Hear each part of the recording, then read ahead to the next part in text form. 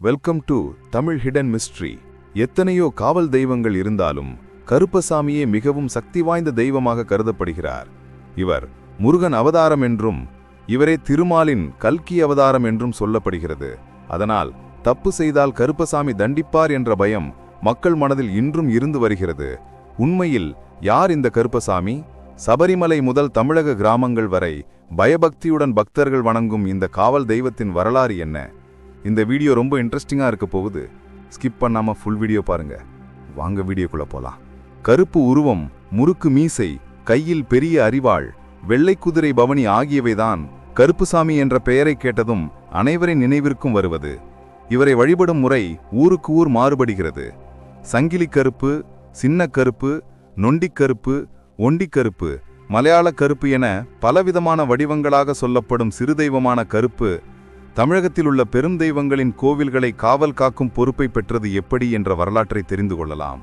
கருப்பசாமி, கருப்பண்ணசாமி, கருப்பு என பல பெயர்களில் மக்களால் அழைப்படும் கருப்பசாமி தமிழகத்தின் மிக முக்கியமான காவல் தெய்வமாக வணங்கப்பட்டு வருகிறார். இவருக்கு தமிழகத்தின் பல பகுதிகளில், குறிப்பாக கிராமப்புறங்களில் அதிக அளவில் கோவில்களும் பக்தர்களும் உள்ளனர். பல ஊர்களை காவல் காக்கும் தெய்வமாக நம்பப்படும் கருப்பசாமியே அம்மன் கோவில்களின் காவல் தெய்வமாக கருதப்பட்டு அவருக்கு ஒரு தனி சன்னதி வைக்கப்பட்டிருக்கும். இப்படி அனைவராலும் போற்றப்படும் கருப்பசாமி யார்? இவர் எப்படி காவல் தெய்வமாக மாறினார் என்பதை தெரிந்து கொள்ளலாம். கருப்பசாமி காவல் தெய்வமாக இருக்கும் இடம் கேரளம்தான். அங்கிருந்து கருப்பசாமி தமிழகம் வர காரணமானது மதுரைதான். அதனால்தான் மற்ற மாவட்டங்களை விட மதுரை மாவட்டத்தில் கருப்பசாமிக்கு அதிகமாக கோவில்கள் உள்ளது. மதுரை அழகர் கோவிலை காவல் காத்து கொண்டிருக்கும் மிக சக்தி வாய்ந்த தெய்வமாக இங்கு வீற்றிருப்பது 18 படி கருப்பண்ணசாமி. இப்பகுதியை சேர்ந்த மக்கள் இந்த கருப்பசாமி மேல் மிகுந்த பக்தி கொண்டு மிகவும் பயபக்தியுடன் வணங்கி வருகின்றனர். அநியாயங்கள் செய்தால் கருப்பசாமி கேட்பார் என இந்த கருப்பசாமி மீது பயமும் அதிகம். கேரள தேசத்தை ஆட்சி செய்த அரசன் ஒருவன் ஒருமுறை பாண்டிய நாட்டில் உள்ள திருமாலிருஞ்சோலை என்னும் திவ்ய தேசமான அழகர் கோவில் வந்து அழகே உருவான கள்ளழகரை தரிசித்தான். அழகரின் அழகை கண்ட அந்த அரசன் அதை உருவேற்றி தம் தேசமான கேரளாவுக்கு கொண்டு செல்ல திட்டம் தீட்டினான். நாடு திரும்பிய அரசன் மந்திர தந்திரங்களில் நன்கு தேர்ச்சி பெற்ற 18 கேரள மந்திரவாதிகளை தேர்வு செய்து அழகரின் சக்தியை எடுத்து அழகரை கேரளம் தூக்கி வரும்படி கட்டளையிட்டான். 18 மந்திரவாதிகளும் மன்னனின் கட்டளையை நிறைவேற்ற அழகர் மலை வருவதற்கு தயாரானார்கள். 18 மந்திரவாதிகளுக்கு காவலாக மலையாள தேசத்தின் காவல் தெய்வமான கருப்பும் வெள்ளை குதிரை மீதேறி அவர்கள் முன்னே சென்றார். காவல் தெய்வத்தின் பின்னே அவர்கள் அழகர் மலை நோக்கி புறப்பட்டனர்.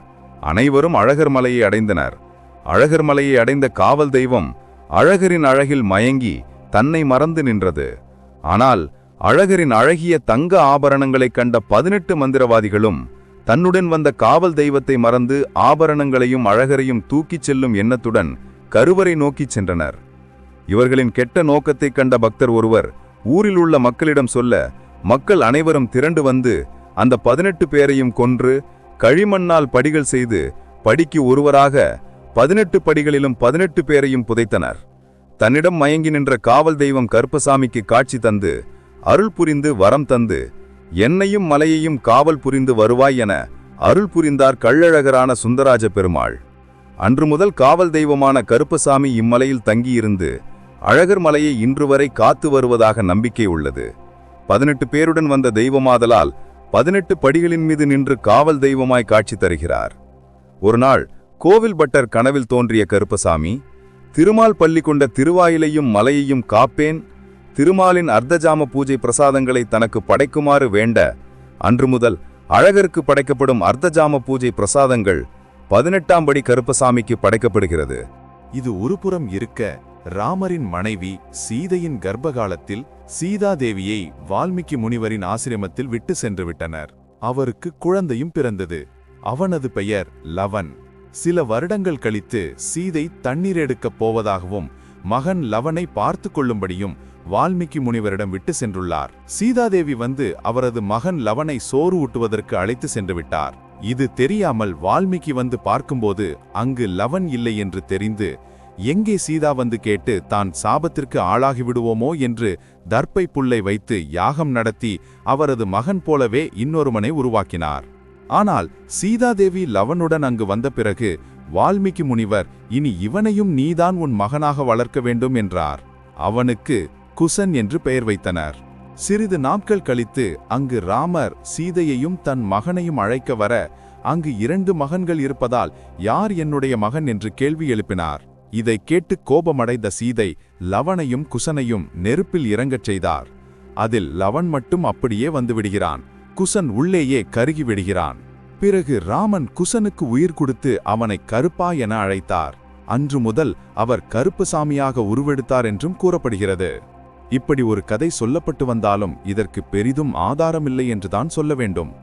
அழகர்மலை முன்பு அமைந்துள்ள 18ஆம் படி கருப்பணசாமி கோவிலில் சுவாமி விக்கிரகம் எதுவும் கிடையாது. பூட்டப்பட்ட பெரிய கதவிற்கு மட்டுமே பூஜைகள் நடைபெறுகிறது. பூட்டப்பட்ட அறைக்குள் 18 படிகளும் பெரியதும் சிறியதுமாக ஏராளமான அரிவாள், வேல்கம்பு, ஈட்டி போன்ற ஆயுதங்களும் கருப்பணசாமியின் ஆபரணங்கள் போன்றவைகளும் மட்டுமே வைக்கப்பட்டுள்ளன. இவைகளுக்கு தினசரி பூஜைகள் நடத்தப்படுவது வழக்கம். ஒவ்வொரு நாளும் அழகர்மலை கோவில் பூட்டப்பட்டதும் கதவின் சாவி 18ஆம் படி கருப்பணசாமியின் முன்பு வைத்துவிட்டு செல்வர். மறுநாள் காலை கோவில் திறக்கும் முன் பட்டர் கருப்பணசாமியிடம் அனுமதி பெற்று சாவியை எடுத்து சென்று கோவில் கதவை திறக்கும் வழக்கம் இன்று வரை நடைமுறையில் உள்ளது. சித்திரை திருவிழாவிற்கு அழகர் மதுரைக்கு புறப்படும் போதும் மதுரையிலிருந்து கோவிலுக்கு திரும்பும் போதும் அழகர் அணிந்த நகைகள் எண்ணப்பட்டு அந்த பட்டியல் 18ஆம் படி கருப்பணசாமி முன்பு படித்து காட்டப்படும். கோவில் நகைகளை காவல் தெய்வம் கருப்பணசாமியே பாதுகாத்து வருகிறார் என்பது பலகாலமாக தொடர்ந்து வரும் நம்பிக்கை. இன்று 18ஆம் படி கருப்பணசாமி சன்னதி அமைந்திருப்பதுதான் அழகர் கோவிலின் ராஜகோபுர வாசலாக ஒரு காலத்தில் இருந்ததாக சொல்லப்படுகிறது. 18 மந்திரவாதிகளும் கொன்று புதைக்கப்பட்ட இடம் என்பதால் தீட்டுப்பட்டு தெய்வங்கள் வந்து செல்ல ஏற்ற பாதை கிடையாது என்பதால் இந்த ராஜகோபுர வாசல் அடைக்கப்பட்டு அதற்கு பதிலாக கோட்டை சுவரின் ஒரு பகுதி உடைக்கப்பட்டு கோவிலுக்கு செல்வதற்கு வழி அமைக்கப்பட்டுள்ளது. வருடத்தின் அனைத்து நாட்களும் பூட்டியிருக்கும் கருப்பணசாமி சன்னதி கதவு ஆடி மாத பௌர்ணமியில் நடைபெறும் பிரம்மோற்சவ விழாவின் போது மட்டுமே திறக்கப்பட்டு பூஜைகள் நடத்தப்படுகிறது. கோவிலில் ராஜகோபுர கதவில் கருப்பணசாமி குடியிருப்பதால் இது தனி சன்னதியாக மாற்றப்பட்டுள்ளது. ஆனால் பெருமாளின் ஆயுதமான சக்கரத்தாழ்வார் மட்டும் இந்த ராஜகோபுர வாசல் வழியாக பிரம்மோற்சவத்தின் போது மட்டும் வந்து செல்லும் நிகழ்வும் நடத்தப்படுகிறது. கள்ளழகருக்கு காவல் புரியும் கருப்பணசாமியை மக்கள் தங்கள் குலதெய்வமாக வழிபட்டு வருகின்றனர். இன்றும் 18ஆம் படி கருப்பணசாமி முன் பல வழக்குகள் தீர்க்கப்பட்டு வருகின்றன. கருப்பணசாமியிடம் முறையிட்டால் நிச்சயம் நியாயம் கிடைக்கும் என்பது மக்கள் கொண்டுள்ள அசைக்க முடியாத நம்பிக்கை. அழகர் கோவிலில் காவல் தெய்வமாக நின்ற கருப்பணசாமி பின்னாளில் மதுரையை ஆண்ட பாண்டிய மன்னர்களுக்கு காவல் தெய்வமாக இருந்து வந்தார். பிறகு படிப்படியாக தமிழகத்தின் பிற பகுதிகளுக்கும் கருப்பணசாமி வழிபாடு பரவத் துவங்கியது. இவருக்கு சுருட்டு, ஆட்டுக்கிடாய், சேவல், சர்க்கரை பொங்கல், ரோஜா மாலை என பல பரிவாரங்களுடன் படையலிட்டு குடும்பத்தில் மூத்த தலைமுறையாக நினைத்து திருவிழாவாக கொண்டாடி வருகின்றனர். இவர் கேட்பவர்களுக்கு கேட்கும் வரங்களை தருபவராகவும் பலருக்கும் காவலாகவும் இருக்கிறார் என்றும் கூறப்படுகிறது. கருப்பணசாமியை பற்றி உங்களுக்கு தெரிந்த விஷயங்களை கமெண்ட் பண்ணுங்க. மேலும் இது போன்ற சுவாரஸ்யமான வீடியோக்களுக்கு வீடியோவை லைக் பண்ணுங்க, ஷேர் பண்ணுங்க மற்றும் சுவாரஸ்யமான வீடியோக்களுக்கு சப்ஸ்கிரைப் பண்ண மறக்காதீங்க.